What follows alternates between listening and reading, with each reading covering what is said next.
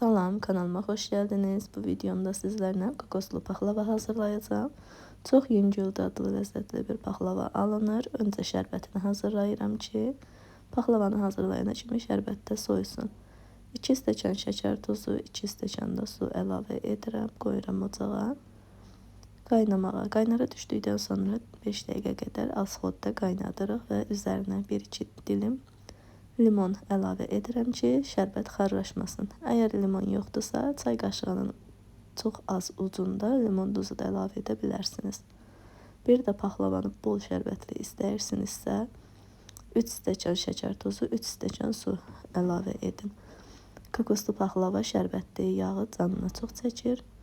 Onun üçün yağını, şərbətini bol eləmək lazımdır. İndi isə kokosunu hazırlayıram. 3 stəkan kokos, stəkan yarımda şəkər tozu əlavə edirəm. 2 stəkan da şəkər tozu əlavə edə bilərsiniz. Kokos yüngül olduğu üçün mən şəkər tozunu az istifadə etdim. Qarışdırırıq, qoyuruq kənara, sonra keçirik xəmiri hazırlamağa.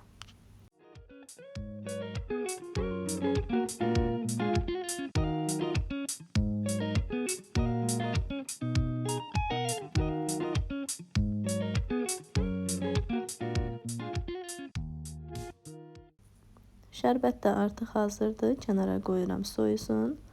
Xəmir üçün isə 6 stəkan un, yarım çay qaşığından da az duz, 3 yemək qaşığı şəkər tozu, yarım çay qaşığından az quru maya əlavə edirəm. Quru ərzaqları biraz qarışdırıram. Sonra üzərinə 2 ədəd yumurta, 1 stəkan qatıq, 150 qram ərinmiş kərə yağı əlavə edirəm. Geri qalan hissəsini isə süd ilə yoğururam. Süd də apardığı qədərdir, ölçü yoxdur. Qatığın duruluğundan, qatılığından asılı olaraq miqdar dəyişir. Təxmini 1 stəkan qədər süd gedir. Belə yumşaq əmələ yapışmayan bir xəmir yoğururam. Sonra bir 10 dəqiqə xəmiri gözlədirəm və başlayıram gündələməyə. Gündənin orta hissələri təxmini 80-85 qram olur. Üst hissəsi 220 qram. Bu da alt hissəsidir. Birinci qatı 190-195 qram edirik. Alt hissəsini nisbətən biraz balaca, üst hissəsini isə biraz böyükündə tuturuq ki, qalın olsun, səliqəli alınsın paxlavanın üzəri. Və başlayıram yaymağa. Birinci hissəni yaydıqdan sonra belə listi yağlayıb içərisinə sərirəm. Üzərindən də yağ əlavə edib hər tərəfinə gələcək şəkildə yağ çəkirəm. Amma içli əlavə etmirəm. Təkrardan balaca gündələrdən birində yayıb əlavə edirəm. Ondan sonra isə təkrar yağlayıb və içli səpirəm.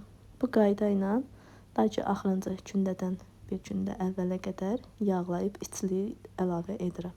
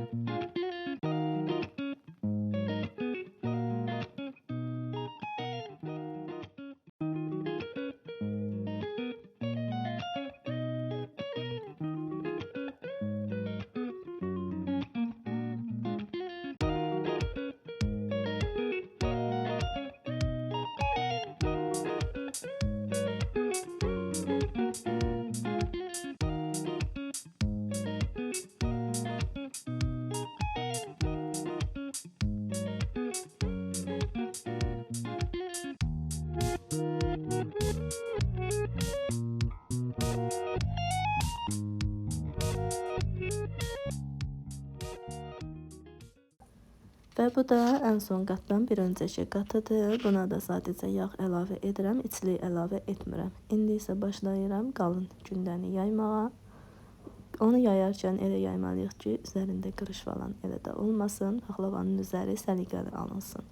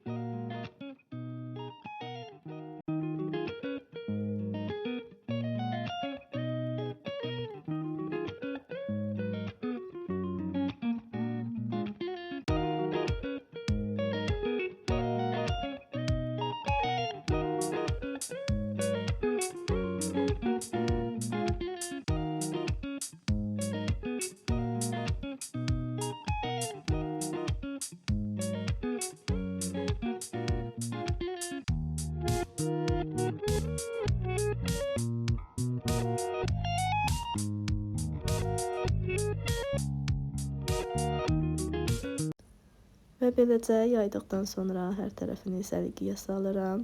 İndi isə bıçağın arxa hissəsi ilə belə qıraq hissələrini içəri qatlayıram ki, bu zaman daha yaxşı görsənir. Həm də bişərkən əyilib qalxmır. Belə qıraq hissələrini düzəltdikdən sonra paxlavanı kəsməyə başlayıram. Bu zaman əgər vaxtınız varsa 10-15 dəqiqə gözlədin, yağı tam donsun. O zaman kəsmək daha asan olur.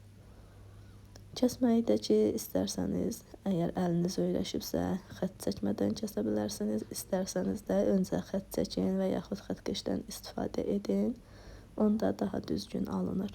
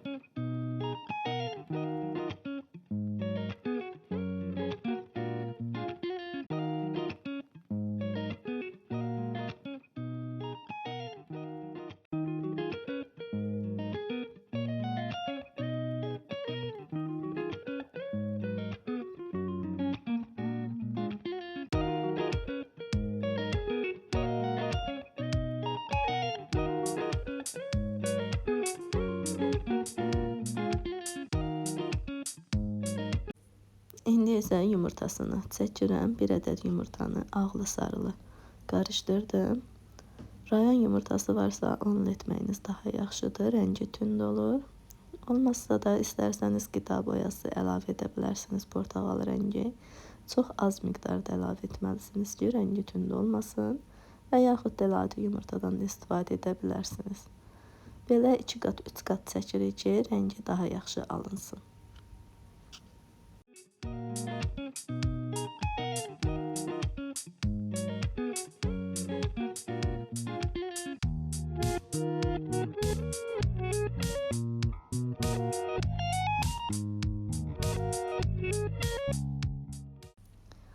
Yumurtanı çəkdikdən sonra qoyuram sobaya və 15 dəqiqə qədər bişir. Sonra isə götürürəm, kəsdiyim hissələrdən təkrardan kəsirəm. Və bir də videonun əvvəlində deməyi unutmuşdum. Ara hissələrini yağlamaq üçün 350 qram yağdan istifadə etdim. Yağın geri qalan hissəsini isə belə kəsdikdən sonra ara hissələrinə əlavə edirəm. Təkrardan qoyuram, tam qızarana kimi bişir.